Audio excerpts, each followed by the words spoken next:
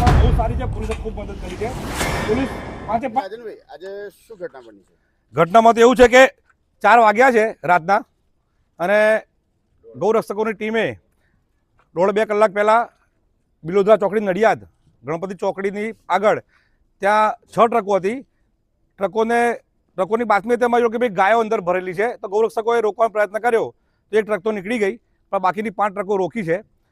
તો એમાં ઘેટા બકરા નીકળ્યા છે. 1000 થી 1200 નંગ જેવા બકરા તો દેખાય જ છે અંદાજિત તમને. એટલે ગૌરક્ષકોએ આ ગાડી રોકી છે અને કાયદેસર બધું એમને પૂછ્યું. કોઈ એમ જોડે પરમિટ છે નહીં, કોઈ કાગળો છે નહીં, અને કાગળ પરમિટ વગર બસ આ લોકો લઈને નીકળી ગયા છે. ક્યાં જાય છે એ પોલીસ તપાસમાં નીકળશે. મૂળ આ લોકો કુરબાની કરવાના હેતુથી આ બકરા લઈ જાય છે. તો અમે ગૌ સેવકો, ગૌરક્ષકો, જીવદયા પ્રેમીઓ, અમારે કોઈ પણ કુરબાની, કોઈ પણ બલિ આપવા દેવાની થતી નથી. આ દેશનું સંવિધાન બધામાં લાગુ પડે છે. કોઈ પણ બકરાની બલિ અમે નહીં થવા દઈએ. આ 5 ટ્રક એમાં જે બકરા ભર્યા છે એ બધા બકરા અમે પાંજરાપોળમાં સુરક્ષિત મૂકીશું. કાયદેસરની જે કાર્યવાહી કરવાની થશે એ કાર્યવાહી કરીશું. પોલીસે ખૂબ સારી મદદ કરી છે. પીઆઈ સાહેબ જાતે હતા, પોલીસ મિત્રો બધા આવી ગયા છે. હાલમાં રૂરલ પોલીસ સ્ટેશન ઊભા છીએ. આ 5 ટ્રકોએ તમે જોઈ શકો છો, બધામાં 1000 થી 1200 નંગ બકરા ભર્યા છે. કુરબાની માટે લઈ જવાય છે.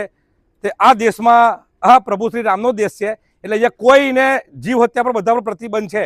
એટલે કોઈ જીવ હત્યા અમે નહીં થવા દઈએ. કાયદેસરની કાર્યવાહી કરવા અમે હવે અંદર જઈ રહ્યા છીએ પોલીસ સ્ટેશનમાં. આગળ જુઓ શું થાય છે હવે.